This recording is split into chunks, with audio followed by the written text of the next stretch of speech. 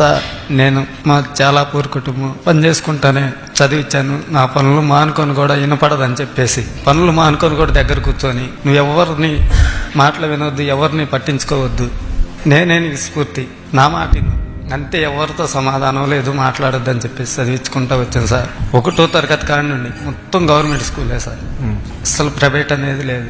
1వ తరగతి కాడి నుండి గవర్నమెంట్ స్కూల్. ప్రతిరోజు స్కూల్కి వెళ్ళి ఎలా చెబుతున్నారని టీచర్లను కూడా అడిగి ఒత్తిడి చేసి నాకు ఫోన్ చేసి చెప్పండి, లేదా ఒకవేళ వినపడదు మా అమ్మాయికి, అలాంటప్పుడు నాకు క్వశ్చన్ లేదన్నా మీరు వర్క్ ఇస్తే ఫోన్లో కొద్దిగా వాట్సాప్ చేసి చెప్పండి, మేము చెప్పించుకుంటాం ఇంటికాడని చెప్పేసి నాకు టీచర్లు కూడా బాగా సపోర్ట్ చేసి చెప్పారు సార్. టీచర్స్కి, ప్రిన్సిపల్ మేడం గారికి అందరికీ కృతజ్ఞతలు. మా అమ్మాయి ఈ స్టేజీకి వచ్చిందంటే వాళ్ళ సహకారం ఉండబట్టి. Thank you sir. నేను కోడెల సుబ్బరావు గారు కాడి నుండి బాగా పార్టీలో కానీ మా ఊరుగా తిరుగుతూ ఉంటాను.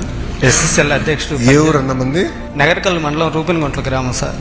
మా ఊరు పక్కనే వాళ్ళ ఊరు కండ్లగుంట గ్రామం, 2 కిలోమీటర్ల దూరం. నన్ను ఎస్ఎస్ఎల్ అధ్యక్షుడిగా 15 సంవత్సరాలు ఇచ్చారు సార్. అవునా, చాలా సంతోషం. అయినా సార్, కానీ నాకు ఇప్పటికీ ఒక ఎస్సీ కోటాలో కూడా ఒక ఇల్లు కానీ లోన్ కానీ నేను ఏం లేదు, ఇల్లు కూడా కట్టుకోలేకపోయాను, ఊరింట్లోనే ఉంటున్నాను.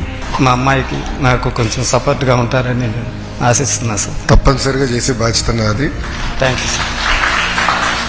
ఇది రాజకీయ వేదిక కాదు, కానీ కార్యకర్తలకి ప్రత్యేకంగా సంక్షేమ విభాగం ఉంది మన పార్టీలో. Okay sir. అది బాబు గారికి నాకు చాలా దగ్గరైన విషయం.